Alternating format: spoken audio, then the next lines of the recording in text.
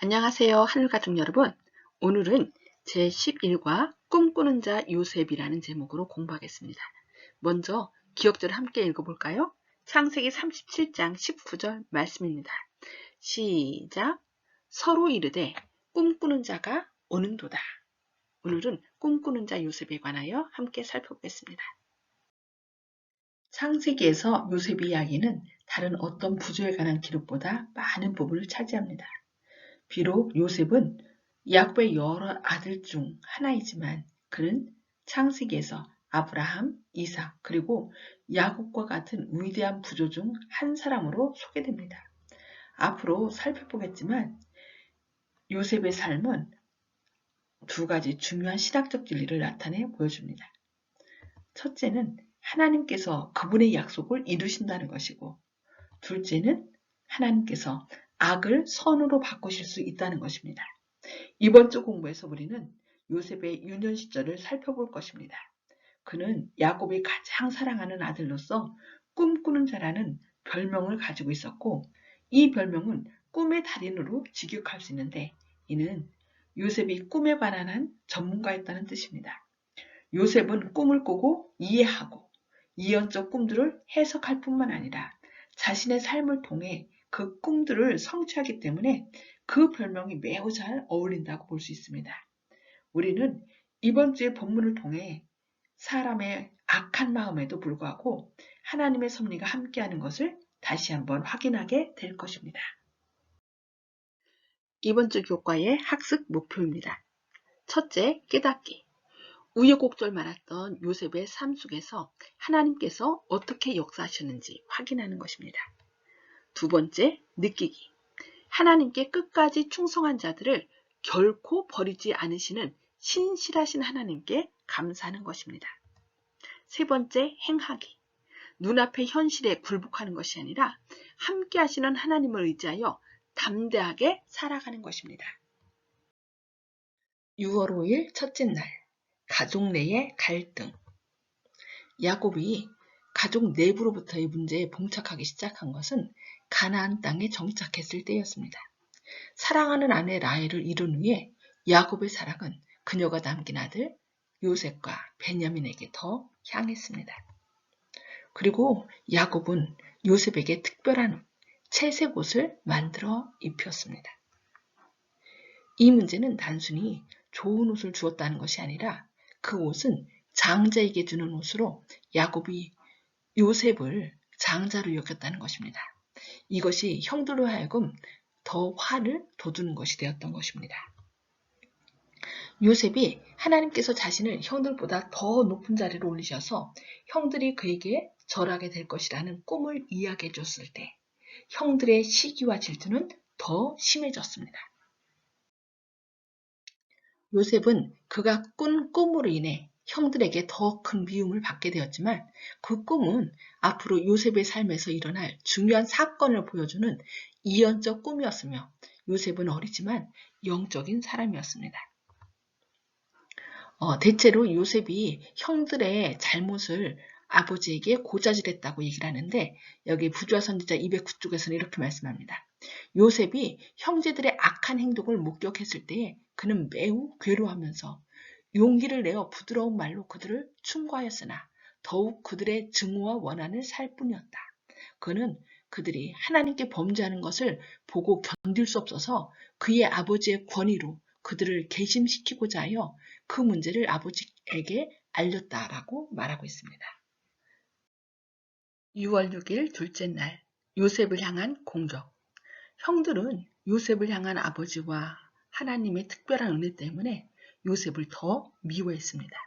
우리는 앞으로 일어날 사건들 속에서 이 특별한 은혜를 확인하게 됩니다.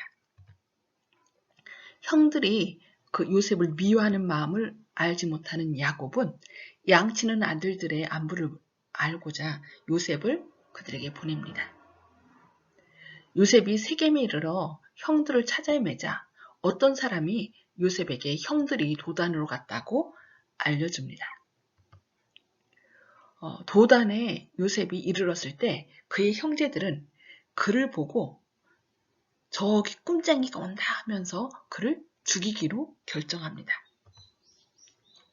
이때 큰형 루벤은 그를 구원하고자 죽이지 말고 웅덩이에 넣자고 제안합니다.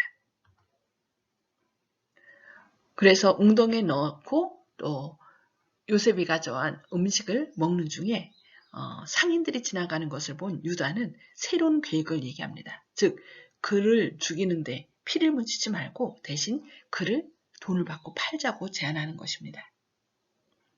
그런 다음에 그는 그의 옷에다가 양의 피를 묻혀서 그 아버지 야곱에게 보여줍니다. 그러면서 이것이 우리가 오는 길에 발견했는데 이 피 묻은 옷이 요셉의 옷이 아니냐.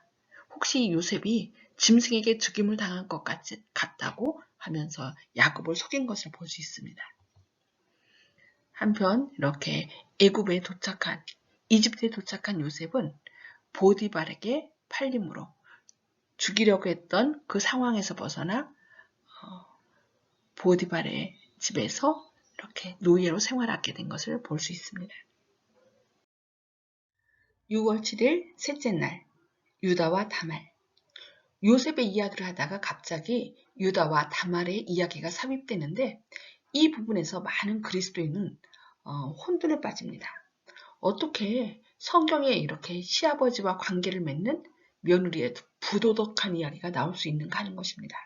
그러나 유다는 며느리의 행동을 보고 그는 나보다 의롭다는 말을 합니다.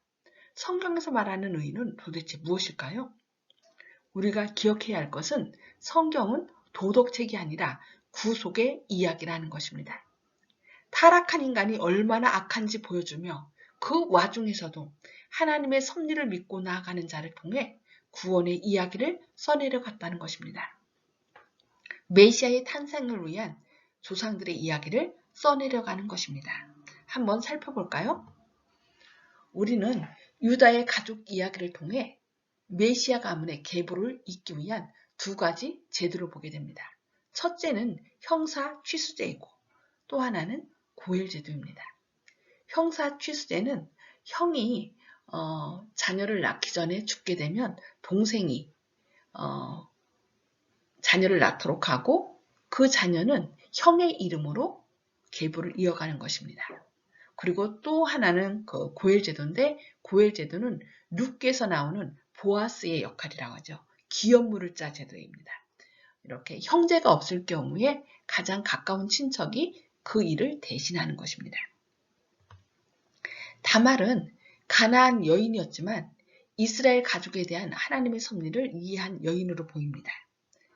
왜냐하면 자신의 남편과 시동생은 악함으로 죽임을 당했지만 창녀로 가장하면서까지 하나님의 뜻을 성취하고자 하는 믿음이 있었던 여인이었습니다. 다말이 행음하여 임신한 것을 알고 유다는 그녀를 죽이라고 했지만 다말은 자신을 임신케 한 자가 바로 유다인 증표를 보입니다. 이를 확인한 유다는 자신의 잘못을 인정했고 다말은 자신보다 의롭다고 인정합니다. 도대체 무엇이 의로웠을까요? 다말은 결혼한 시댁이 하나님의 뜻을 이을 대단한 집안임을 깨닫고 아브라함을 택하셔서 믿음의 계보를 이어 메시아를 보내시겠다는 하나님의 약속을 이해한 것으로 보입니다. 그래서 남편이 죽었을 때 시동생을 통해 대를 잇고자 했지만 시동생의 악함으로 그것이 막혔고 또한 막내 시동생 셀라를 통해 잇고자 했지만 그가 장성했음에도 자신에게 보내지 않자 형사 취수제가 아닌 고엘제도 즉 기업물을 자로 시어머니를 여윈 시아버지를 선택한 것이었습니다. 창녀로 가장하여 아기를 임신하는 것, 이는 당시 풍습으로서는 목숨을 내놓은 행동이었죠. 이 모든 사정을 이해한 시아버지 유다는 비록 그녀의 행동이 있어서는 안 되는 부도덕한 일이었지만 자신이 하나님의 뜻을 이행하지 않음으로 생긴 이름을 깨닫고 다말의 행동이 자신보다 의로운 행동이었음을 인정한 것이었습니다. 하나님은 악을 선으로 바꾸시고 은혜로 다말을 구속하셨습니다.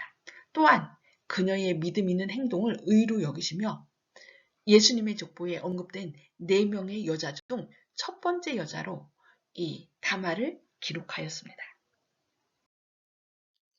6월 8일 넷째 날, 애굽에서 종이 된 요셉.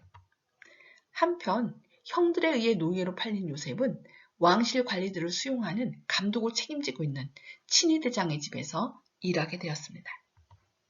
그러나 친위대장 보디발의 집에서 일하게 된 지 얼마 지나지 않아 요셉은 형통한 사람으로 인정받았으며 보디발은 그를 무척 신뢰했고 요셉을 가정 총무로 삼았습니다. 멋지고 충직한 요셉은 곧 보디발의 아내의 눈에 띄었고 그녀는 요셉을 유혹합니다. 그러나 요셉은 유혹을 거절함으로 누명을 쓰게 되어 감옥에 갇히게 되었고 하나님으로부터 버려졌다고 느끼게 됩니다. 그러나 힘든 그 순간에도 하나님께서는 요셉과 함께 하셨습니다. 하나님은 또한 간수로 하여금 감옥의 모든 것을 요셉이 책임지도록 은혜를 베풀었습니다.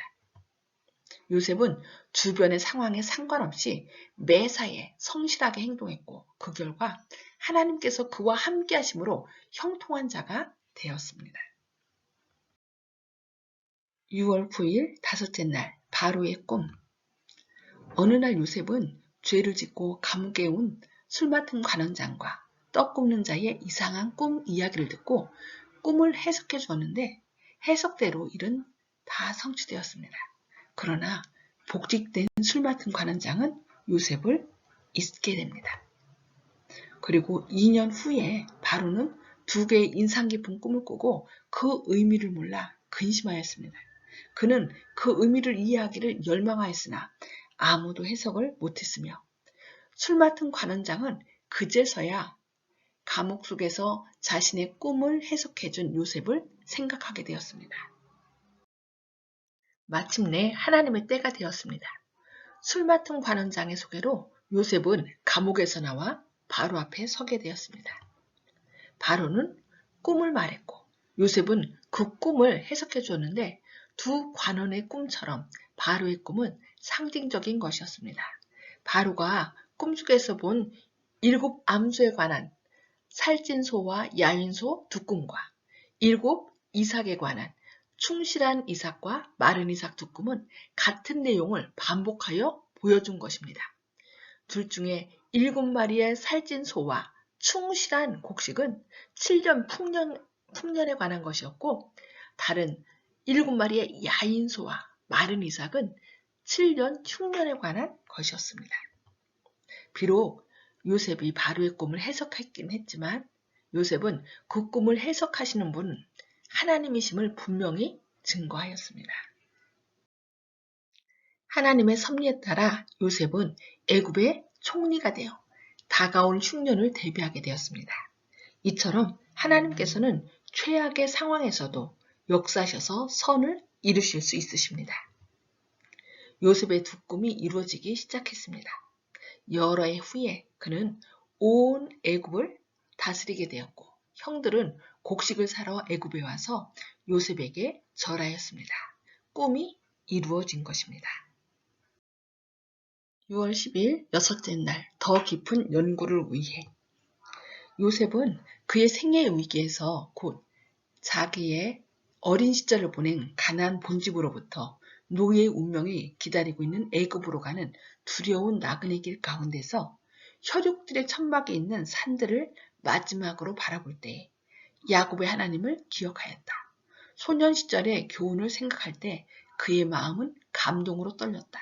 그는 진실한 사람이 되어 어떠한 때라도 하늘 임금의 백성으로서 합당한 행동을 취하기로 결심하였다고 교육 52쪽에서 말씀하고 있습니다.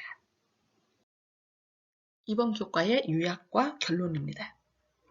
아버지의 특별한 사랑을 받았던 요셉은 형들의 질투와 미움으로 인해 애굽의 노예로 팔려가게 되었습니다. 하지만 요셉은 절망적인 상황 속에서도 하나님을 의지했고 하나님의 함께하심으로 인해 형통한 자가 되었습니다. 비록 눈앞의 현실이 고달프다 할지라도 주님의 선하심을 끝까지 믿는다면 역전의 하나님께서 우리의 삶에도 역사하실 것입니다. 요셉이 절망 속에서도 성실하게 주님을 의지하여 형통한 자가 된 것처럼 우리도 성실히 하나님을 의지하여 형통한 삶을 사는 한울 가족 되시기를 바라며 교과 공부를 마치겠습니다. 끝까지 경청해 주셔서 감사합니다. 행복하세요.